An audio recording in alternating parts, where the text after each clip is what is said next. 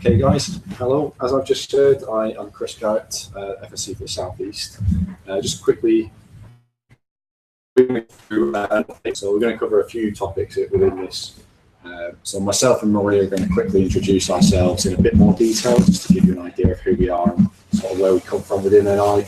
I'm going to cheat a little bit and play a couple of the NI keynotes, which I think are particularly relevant for this year, and show some of the key themes from NI Week, and also some of the cool applications that people are working on in the UK.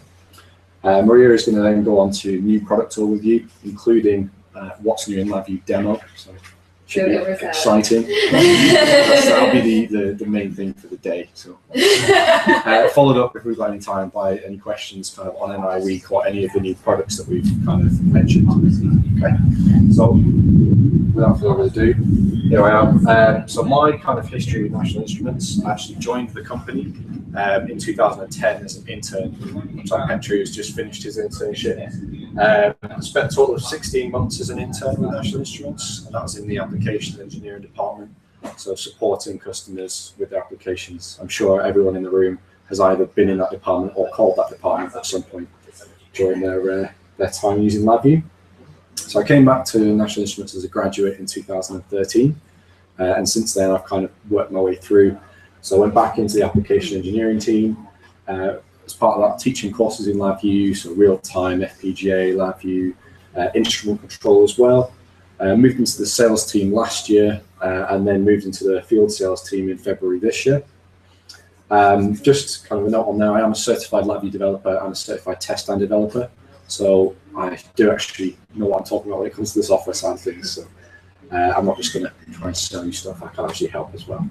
I put my contact details on the bottom there, just in case anybody doesn't have them. I haven't actually got any business cards with me, so feel free to jot those down.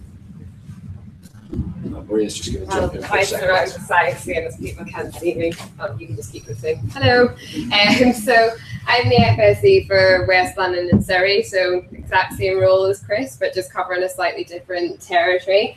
So yeah, I've been using NI stuff for 6 years now, so heavily as part of my degree, and then I did a research post as well in wireless sensor networks using the NI USRPs, and so a bit of kind of an RF background. And then after that, I worked for a telecommunications consultancy, which is Mason Communications up in Manchester, and during that time, a lot of the projects I focused on like government and a lot for the transport sector, so the European Railway Agency. So kind of technical, but more kind of business focused than my role would be now. And yeah, then I joined NI last year as an applications engineer and taught courses the same as Chris. Did my CLD and then moved to sales at the beginning of this year, and then into the field sales team in May. And again, my contact details are there. I did manage to bring business cards, 1 point for me. But yeah, obviously anyone on the phone, feel free to note those down and give me a shout if I can help with anything. Back to you. Fantastic. So we're just going to show you a couple of the important keynotes from NI days, NI Week days. The first one that I want to talk about was Jaguar Land Rover. So they've done a lot of work in data management, and data management was a really big theme for NI Week this year. Talking about the whole end-to-end solution, so from the point of acquiring data all the way through to your IT infrastructure and being able to manipulate that data and look at trends. So I think Maria is just going to switch over onto a different laptop for you, and we'll play that. Welcome to NI Week. So I'm excited to be up here to showcase some amazing innovation from customers that are doing research and testing of products that interact with the physical world. From scientific research to mechanical valves and actuators to full-scale electromechanical systems like cars and planes. With the proliferation of sensing and networking technologies, it's never been easier or as cost-effective to add measurements to your systems. Our compact DAC platform is a great example of this proliferation. From our low-cost Wi-Fi single-sleeve devices, to our multi-slot chassis and controllers, to our over 60 I/O modules for connecting to any sensor or any signal. And today I'm happy to kick off the NI Week product announcements with the highest bandwidth compact DAC chassis to date. Today we're releasing a 14-slot USB 3.0 chassis that can stream measurement and sensor data at up to 225 megabytes per second. Let's give the Compact DAC team a round of applause for this accomplishment. And as measurement systems like these continue to increase in performance, and you guys continue to measure more, the amount of data is increasing exponentially. So Eric mentioned earlier that you, our customers, have generated over 22 exabytes of data in the past 3 decades. Well, recent analyst data shows that on average, companies are only analyzing 5% of their data. So that's a ton of potentially critical data that's going unused and unmanaged. Using the NI Week app, we polled a lot of you to see how much time you spend just per week searching for measurement data. With those results, doing some quick math, in a room of 3,500 engineers, we will spend $17 million in the next year just searching for measurement data. $17 million. That's insane. So how do we solve this big analog data challenge? Well, step one is with more intelligent measurement systems. Smarter measurement systems powered by LabVIEW system design software allow you to embed more processing at the point of acquisition, capturing only the most critical data needed. Step two is with smarter data management. An enterprise data management solution is paramount. In the end, we want to make sure that you get the most critical data in front of the right people in your organization to make data-driven decisions faster. To show us all how to solve this big analog data challenge, please welcome from Jaguar Land Rover, Pablo Abad, and from National Instruments, Stephanie Amrite. Pablo, Stephanie. So thanks for making the trip from the UK, Pablo. So tell us a little bit about Jaguar Land Rover and your application. Sure, Todd. At Jaguar Land Rover, we invest in research and development more than any other manufacturing company in the UK. And our powertrain R&D engineers generate up to 500 gigs of data per day. Wow, so 500 gigabytes of data per day. So that's quite a bit of data. So what challenges do you see managing this data? Yeah, we were finding it difficult to manage the amount of data we were generating. We were often repeating tests because we couldn't find specific test results. Our analysis routine was based off a manual process, which by our estimates was up to 20 times slower than the current automated process we have now developed. So Pablo, can you explain why the analysis was taking so long? Yeah, so we had multiple tools for analyzing the data. Each of those required specific scripting for implementing algorithms. We didn't even have our metadata standardized, so this process led us to being able to analyze just 10% of the data we were collecting. So it's taking you 20 times longer and you were analyzing up to 10% of your data. Can you show us a demo of how you solved this big analog data challenge? Of course. So the first thing is that we have multiple tools for analyzing and collecting the data. So NI Diadem is compatible with any of their file formats regardless of their source. So once the files come into our system, what we do is that we calculate some additional parameters and we store the file along with their metadata in our server, which is based on NI Data Finder Server Edition. And from there, any engineer can query the database. So the example that I'm going to show now is about finding files for a specific vehicle. So you will see the query is pre-populated for a specific vehicle, which is the latest Range Rover Evoque that we are releasing this year, so 16 model year. And we are going to try and find tests for high speed, because I know that here in Texas you love driving fast. So I'm going to set vehicle speed to at least 155 kph, which is around 95 miles per hour. Hit the run button and we get a list with multiple files and their metadata. Note that this search that has taken maybe 1 second has been searching on a database with around 400,000 files. So that was a really fast turnaround time to get such specific results from so many files. But now that we have these files that require additional analysis, what's the next steps? So from here, engineer can run their own analysis routine. We can run the analysis on a specific set of files, or we can just send an analysis request to our server and batch process potentially thousands of files. Once the analysis is complete, we will receive a comprehensive report that we can use to iterate our designs and to make decisions faster. That's awesome. So Pablo, what results have you seen based on your work? Yeah, so I'm happy to say that within the 1 year we have spent implementing and developing this solution, we are now analyzing more than 95% of the data that we collect. Not only that, but the number of tests and the cost of this is lower because now we don't need to rerun any tests as we were doing before. So you went from analyzing less than 10% to over 95% of your data because you implemented a data management and analysis solution based on DADM and Data Finder Server Edition. Yes, exactly. And not only that, but the number of tests and especially the, how to say it? Yeah, the number of tests is lower and our products are more robust because now we are detecting more issues up front before we pass our final product to our customer. So our customer satisfaction rating is higher because our products are better than before. So that truly is an amazing application that has benefited from 30 years of investment in NI's technical data management platform. With that being said, I'm happy to announce the release of DADM 2015 and Data Finder Server 2015 to help you all make data-driven decisions faster. Awesome. So congratulations, Stephanie, on those software releases. And Pablo, thanks so much for joining us today to show us how you solved the big analog data challenge. Thank you, Todd. So that gives you an idea of how you're able to use data with DADM and Data Finder Server. The other thing that we wanted to show you, obviously that's a great case study from the UK. The second one is another fantastic case study from the UK by David Lyons from Diagnostic Sonar up in Scotland. It's a bit of a short video, thankfully, but Maria's just going to put that one on now. All right, another trend that's driving the industrial Internet of Things is advanced sensing. Scientists and engineers are doing big analog data analytics in the cloud and at the edge with the LabVIEW architecture.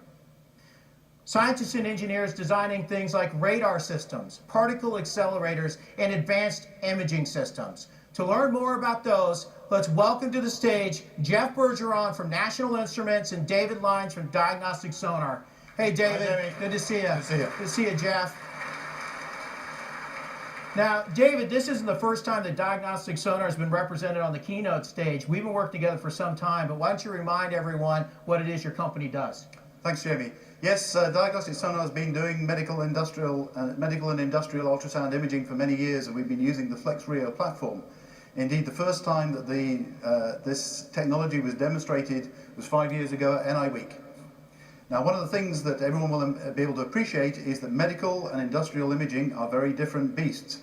But one of the key things is that with the FlexRio architecture and the Rio architecture, we're able to use the same thing for both. Right, so you do everything from living things all the way to composite materials with this imaging system, is that right? Exactly, and we use the same hardware for both. Excellent. Now, one application where you've had a great deal of success is imaging composites that are used in airplanes. Can we talk more about that? That's right. Airplanes are now being made of composites in order to be able to keep the fuel efficiency because of the lighter weight.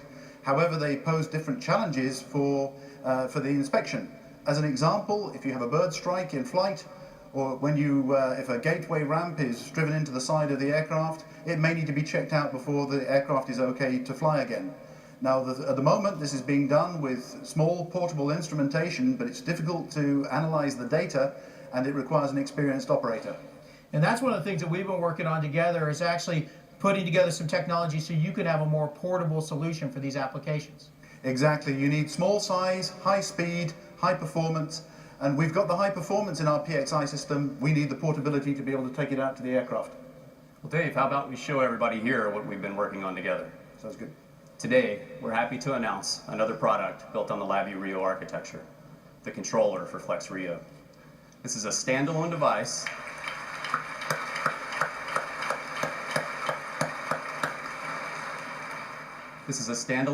with a huge Kintex 7 FPGA for signal processing, high-speed serial technology for data streaming, and an embedded processor for deployed operation. The device also supports our FlexRio adapter modules, bringing high-performance I/O to this compact form factor. Excellent. So, David, is this technology going to give you what you need?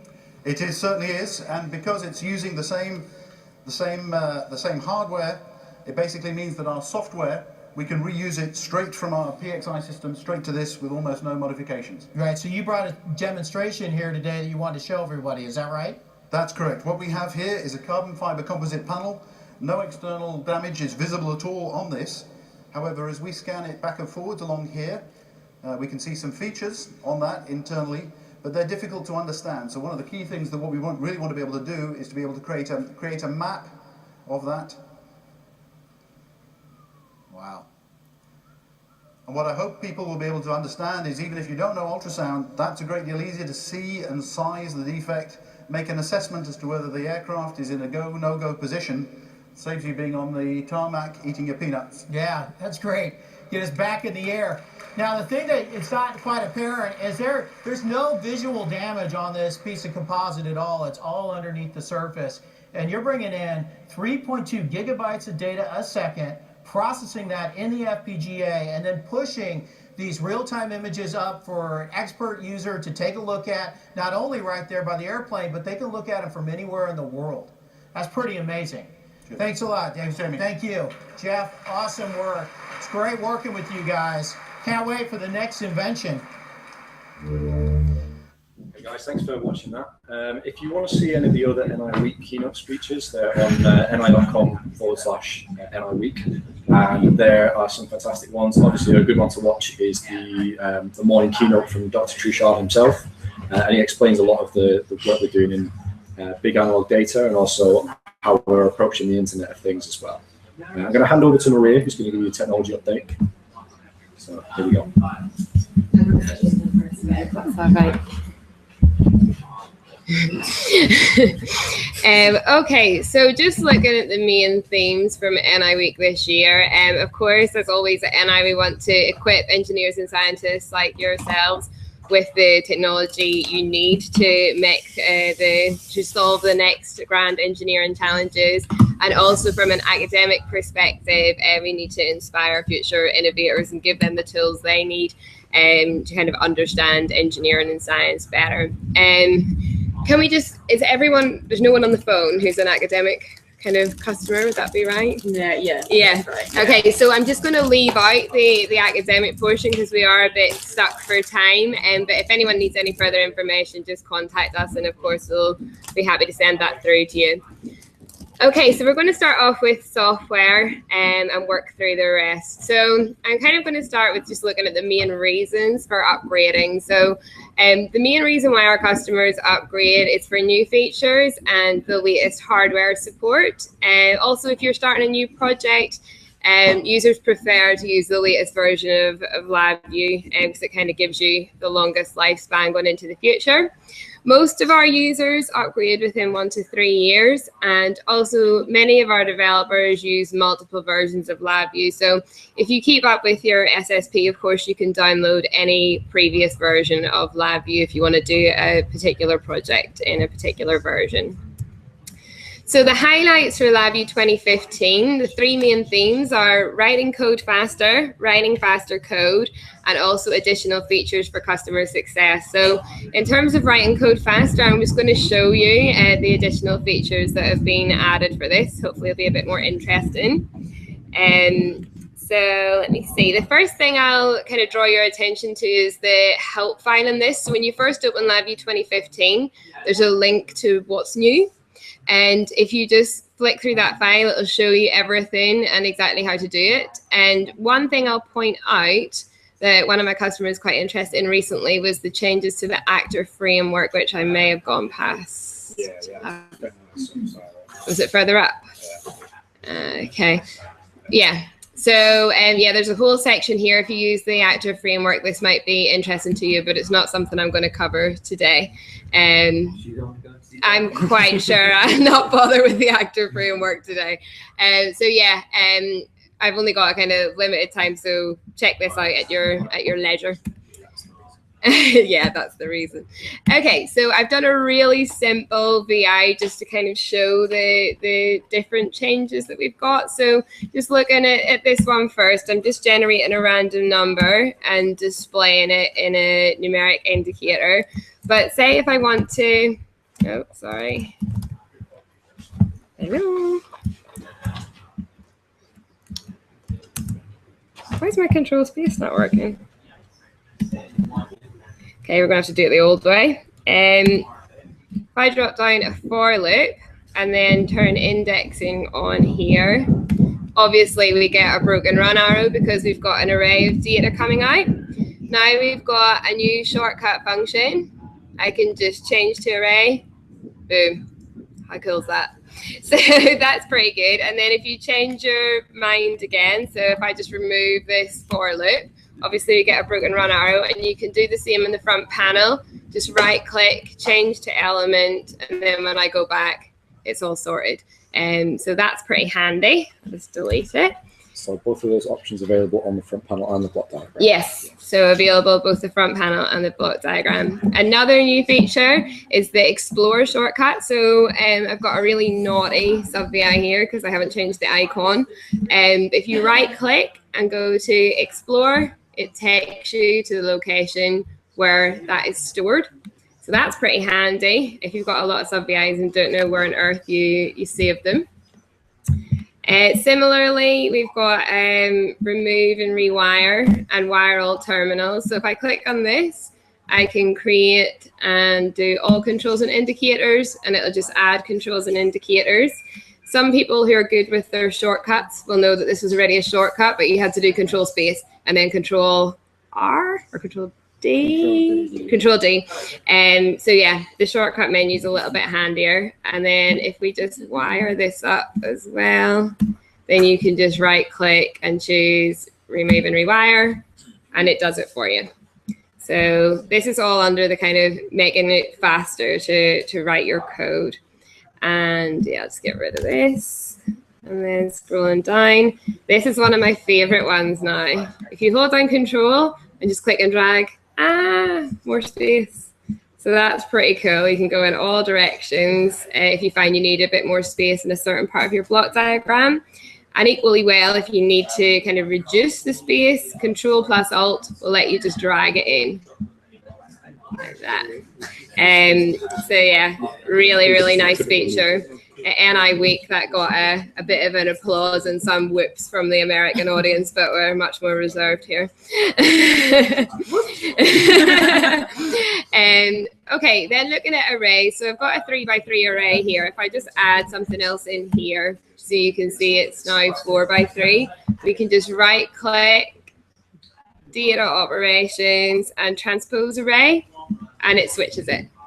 So you can transpose 2D arrays with a right-click option.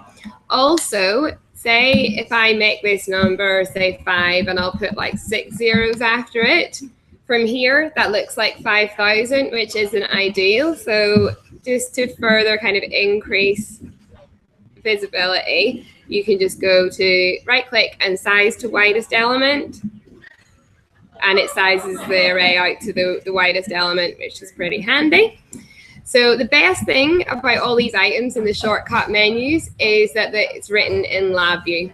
So if I right click again, you can see there's some strange things going on in here. So this is me having a mess around. And the way that you create these, you just go to this location. Okay, I'll just bring it up. You can see. And create shortcut menu plugin from template, and then you just specify the name of a plugin, whatever you want, and run it, and it brings you up all the different controls you need, so you can just make changes to the type def and add another item to your shortcut menu. So that's pretty cool as well. And now if we go back to the slides, so yeah, can I nick that?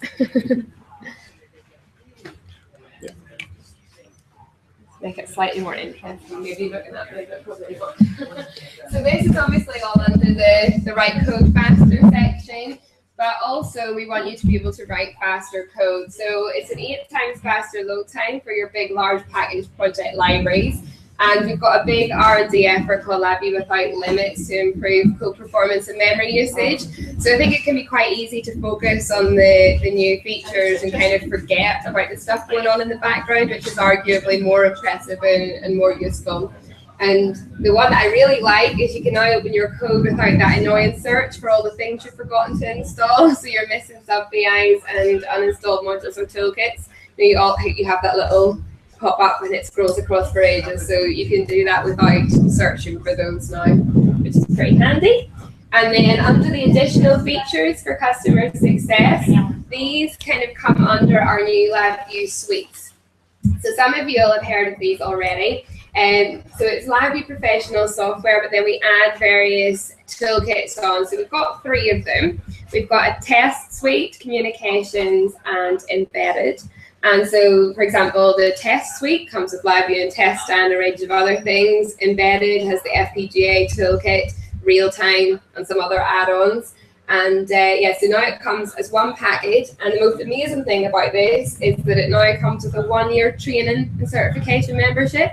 So you can literally sit, I'm going to say unlimited training. Is it limited? It is unlimited, yeah. And unlimited certification, so you can do all your exams as well. So that's really good if anyone is kind of looking for a new license, or maybe you've got a new employee and you want to get them set up on it. That's pretty useful. And yeah, they now come on USBs, which is even better. You don't have a big pack of discs to worry about.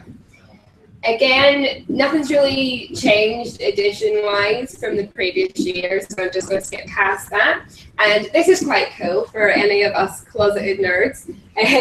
There's now a LabVIEW home bundle, so you can pay the equivalent of $49 to have your kind of LabVIEW home version. For anyone who's an ex-student, it's similar to the student version.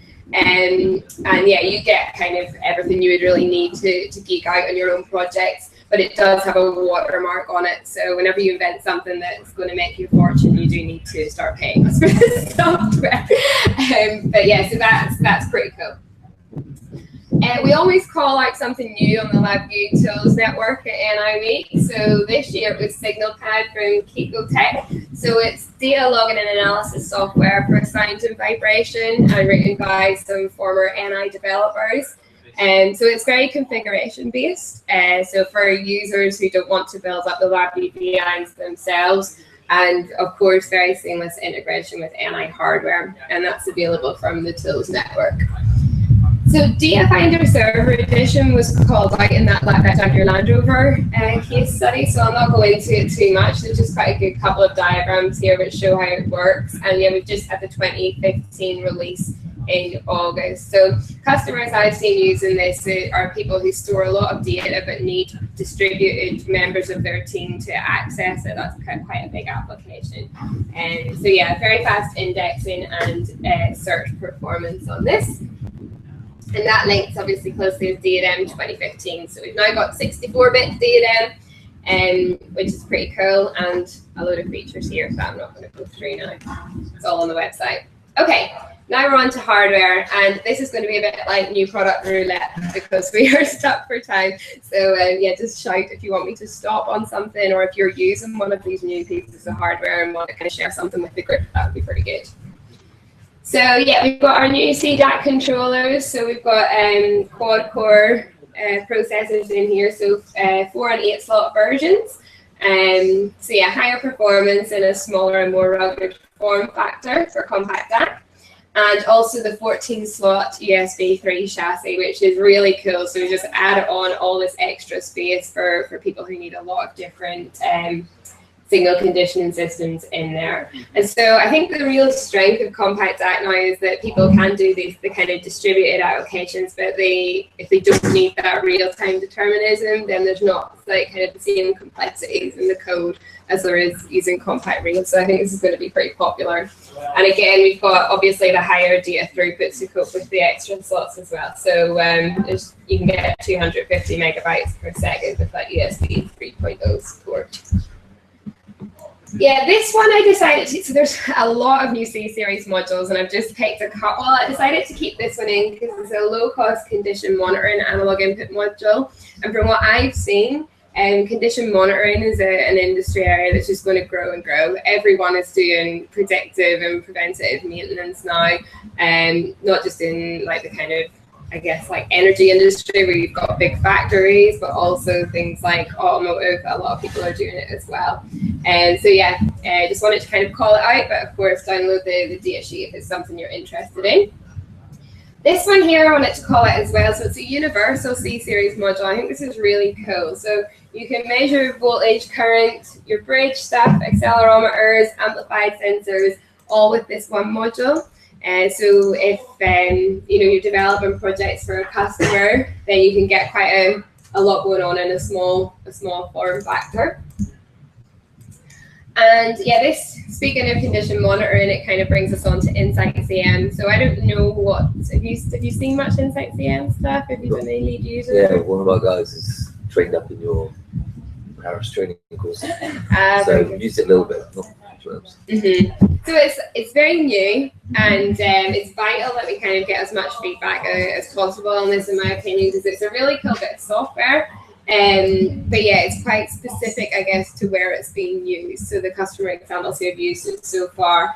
So yeah, we've now got a new evaluation version, which gets you the evaluation software for 4 months, which is pretty good, and also the compatible hardware. So you get your chassis, controller, and the acquisition modules that you'll need. So yeah, I think this is going to be a really good product for us in the future, as it really helps kind of manage all of your distributed sensing. Okay, and that brings us on to embedded. So new performance compact radio, as always, we're just upping and upping the performance in these. So we've got a quad-core Intel Atom processor on these, and the Kintex 7 FPGAs, and 16 DMA FIFO channels. And then similarly, single board radio, we've just upped the throughput and performance again. Have you done much with single board radio? Yeah. They're pretty cool. Yeah, awesome. Yeah. So this just for anyone kind of who's not as familiar, you can start off on compact radio, but for some of your customers, this might only be good enough for a prototype, and they might want to go down into a smaller form factor where size, weight, and power are a bigger consideration. So that's where a single board radio can come in, and then you can go down to system on module, which is kind of credit card sized if you so wish. Okay, so that takes us on to the next one, which is this expandable direct injector driver system. And if anyone has any questions about this, I'm going straight to Chris. So yeah, it's 9882 based. It comes as a whole system with some extra slots if you want to add any kind of specific functionality. And coming in the enclosure system is a kind of optional part of it.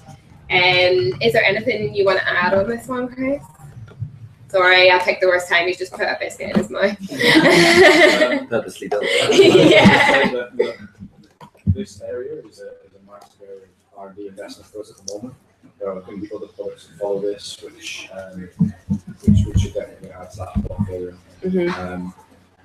So if that is an area that you are looking into and you want to have competition with someone, there's probably things that we can say behind closed doors that might be of interest to you. So yeah, that's a very good point. So yeah, just give Chris a shout on this. And I know that we've got various experts kind of in Europe that'll be in the UK soon as well. So even if you're thinking about this further down the line, reach out to Chris now on it so we can kind of put things in place to help you.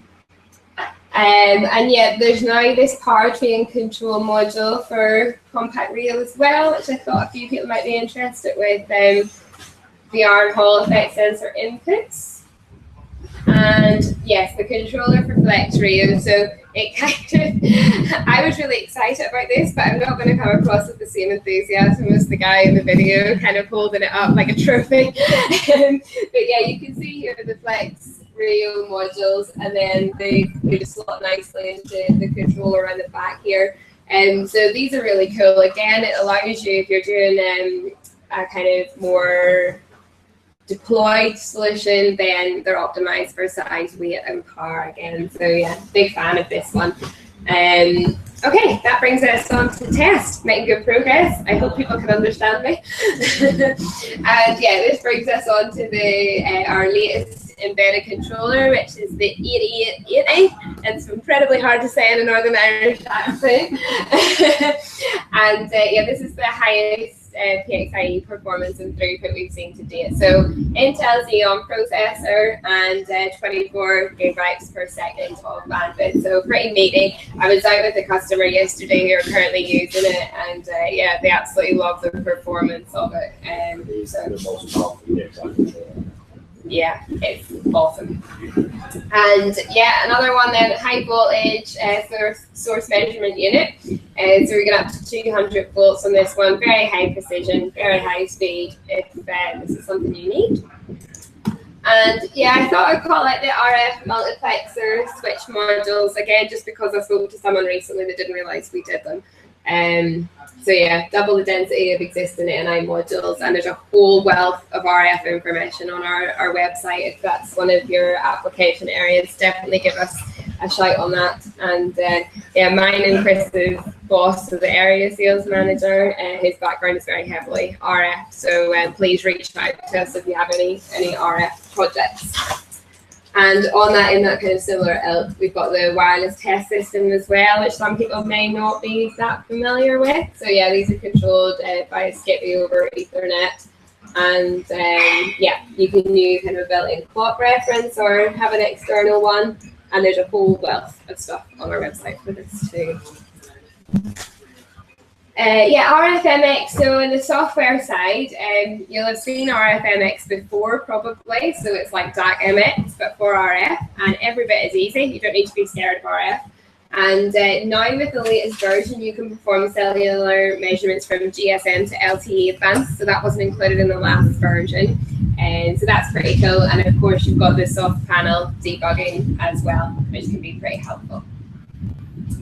And that takes us on to academic, which I'm going to skip over because there's no one here. But there's some pretty cool stuff in there. If you know anyone who's looking at academic applications, get them to give us a shout. And finally, I just wanted to kind of do a brief note on services. So this is a slide that people have seen before. But I love it. It's one of my kind of favorite slides that we have. So once you kind of choose, okay, I need a certain specification of hardware and software, there you're at the NI products level. On top of that, you need to then get trained, and you might need certain calibration, especially if you're in an industry like aerospace and defense. You'll need maintenance and perhaps really long lifespan. So that's where our services come in. And then at the top, I really like this because it kind of shows the relationship between your team and then a partner such as Austin Consultants. So you might choose to do all of it yourself, all of the hardware and software, or you might want a fully turnkey solution. And you can kind of balance how much of this you want to do yourself and how much you want to use a partner for. So whether you want them to provide you a full integrated solution or just to come in and help you for a couple of days, just remember that they are there and don't suffer in silence.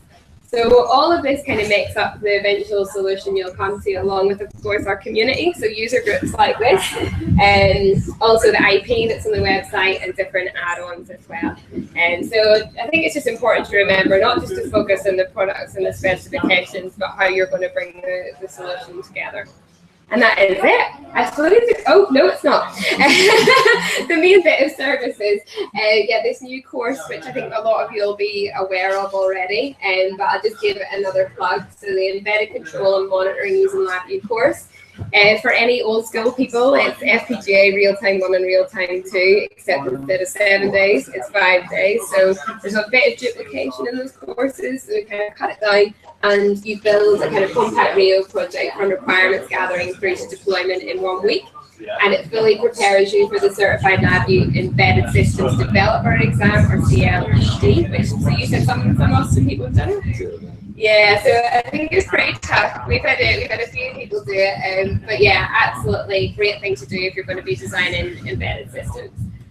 So yeah, any more information needed on that, just give us a shout, and that is the end.